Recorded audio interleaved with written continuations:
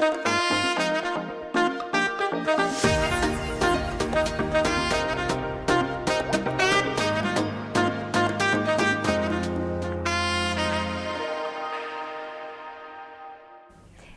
welcome back to Morning Barbados. For those of you who are joining us now, thanks for joining in. Now, we are going to be talking eavesdropping, but it's in a different way. It's a book series done by Kamyra Harding, and she's a content manager for Your Teen Media, a reading addict, a mistake maker, and reformed fundraiser. She's also an organizational development executive. Good morning to you.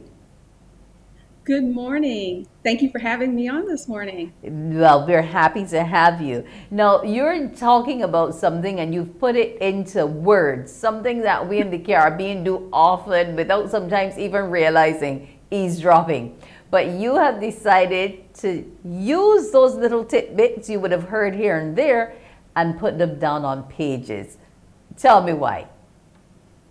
Well, it all began with, before I put them on pages, I put them on social media because I would overhear things or maybe participate in tidbits of conversation that I found fun or interesting. And I started putting them up on social media, especially Facebook. And my friends loved them. And they kept saying, you should make a book, you should make a book. And I was like, oh, I'll get to it. Busy mom, I work, I had a lot to do. And I finally, like a lot of people did during the pandemic, when we all shut down in March of 2020, decided I needed to get to that to-do list. And on that to-do list was compiling all of that eavesdropping stuff that I had been putting online. And it turned out I had such a volume that I had enough to make a 3-book series. Awesome. Now let's talk about the first one, love and romance. Now it says the collection of conversations showcases our most intimate moments, speaking with future, current, and past lovers. Some of us don't like to return to the past because we regret what we've been involved in. So tell us how you're going to take us through that, because it says, some feelings of deja vu will come up. So tell me about it. Well, it's a lot of fun, and we can learn from our past. Sometimes we need to just think about it a little bit so we don't repeat our mistakes. But these are fun vignettes between couples at different stages. Some I've overheard, some I've participated in, and it's just some I've imagined. And it's a lot of fun, the things that couples go through. Sometimes it's the silly things like the morning conversations about you're taking up too much space in the bathroom while I'm trying to get ready for work. And some of it is the very romantic marriage proposal and everything in between. When you first meet, what they now call the meet cute, and all kinds of fun stuff in between. Okay, so that's good. And it's something that will transcend all worlds, not necessarily germane to any particular society or nationality or anything of the like. Absolutely. There's something for someone in here, and for everyone. If you don't find one conversation that resonates for you, the next one probably will.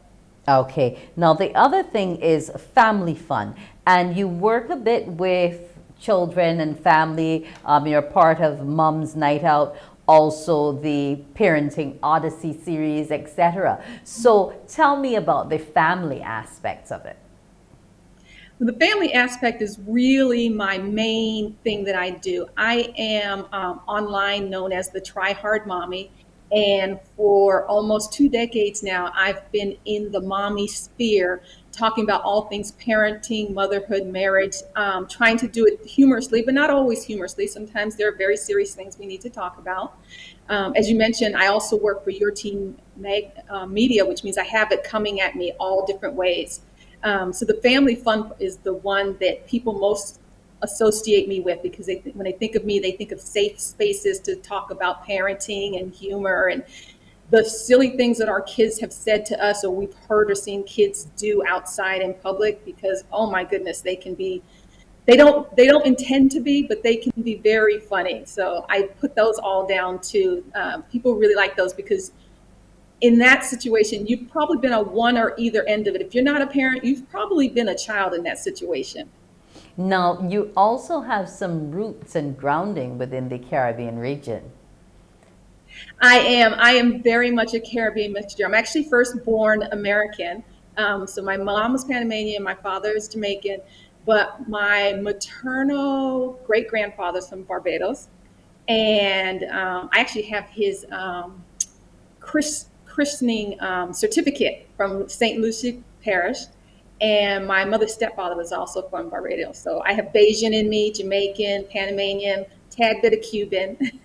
And how do you use those Caribbean links to look at parenting? Because parenting, each part of the world is done a little differently. There are some similarities, but do you lend to it in your book? I am very much a Caribbean parent. I'm the child of immigrants. My parents did an excellent job, so I'm not going to try to recreate the wheel. I can take the best of what they did. My children will tell you that they were raised with the immigrant mindset, so much so that our youngest, who's 18, all of his closest friends are also children of immigrants. They're from maybe different parts of the world, but there's a certain mindset when you come to the USA and you've come from another place. There's a certain way that you parent. You're a little stricter. You're put a little more emphasis on the schoolwork. There's less freedom for certain things, even if you're progressive. There's only so progressive you'll be. Okay, and is all of this contained on those pages? Yes, you can see it coming in. You can see it coming out. You can tell which ones are really me, and you can see when you read it, and you'll see that our son will say something, and he'll test me, and I'll say something like, "Have we just met? Or are you new to this family?" That's not how we do these things. It's also some of the more community-wide things like the Sunday dinner and the you're going to go out and do this for the neighbor without question. That kind of stuff that has lost its way somewhat in certain other environments. Somewhat or disappeared completely? I'll say that depends where you are. I know some people who are holding firm, and we're trying to hold firm in our home. Yeah, you have to try to do that. So what makes you want to assist other parents with a parenting prescription?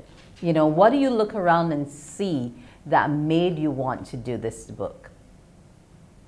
Well, about 20 years ago, when I first started into the parenting landscape, the world was very white, very upper middle class white American. And although there are lots of commonalities, there's a different way to view things when you come from a different background. And I saw that I wasn't represented, which meant other people like me and other types of people weren't represented.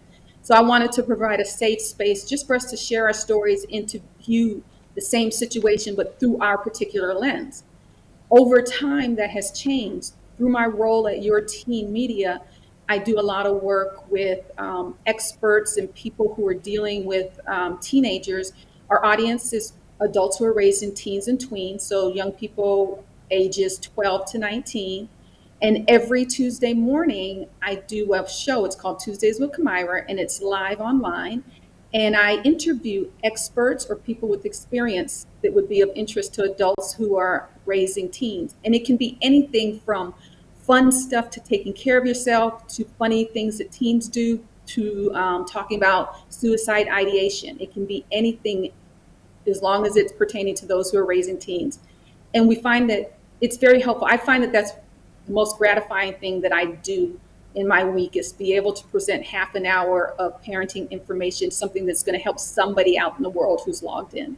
Yeah, that's awesome to know, because there are parents out there who need that additional help, because we all don't have the answers. And children can switch on you so quickly. As a little baby, they're, whiny. Then when they get to that primary school stage, they go really quiet and they become withdrawn. Secondary school comes or high school comes and they become an extrovert once again. So it's a little, a bit of a roller coaster in terms of that parenting cycle. Now tell me where I can get these two books. The books are available on Amazon. But if you want a one-stop place, if you go to my website, tryhardmommy.com, you'll find the Amazon links for both of the books, and a third one will be coming out soon. And you'll also find the link to the Parenting Odyssey book, which is another one that you mentioned. So that's probably easiest. There you can access my social media channels and the purchase buttons for the books. And we can also find you today on Try Hard Mummy, because you said Tuesday's your day. It is, but usually, interesting enough, I'm not doing this week. I'm doing Thursday just because we had every so often I switch Tuesday and Thursdays, and it's on Your Teen for Parents Facebook page, YouTube channel, or Twitter account. And you go there at 10:30 a.m. Eastern time, and for half an hour, I will be interviewing an expert. On this Thursday, which is an anomaly, but Thursday this week, I will be talking with an addiction specialist, a psychiatrist, about substance use and addiction in teens. Yeah, and that's a very pertinent topic at this time.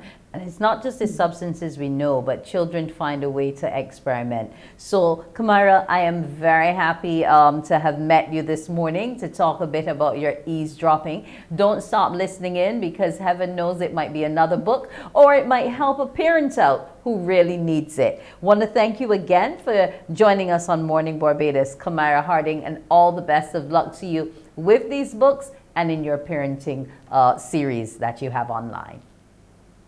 Thank you. I appreciate your time. Thank you for having me on. It was great having you. Have an awesome morning. You too.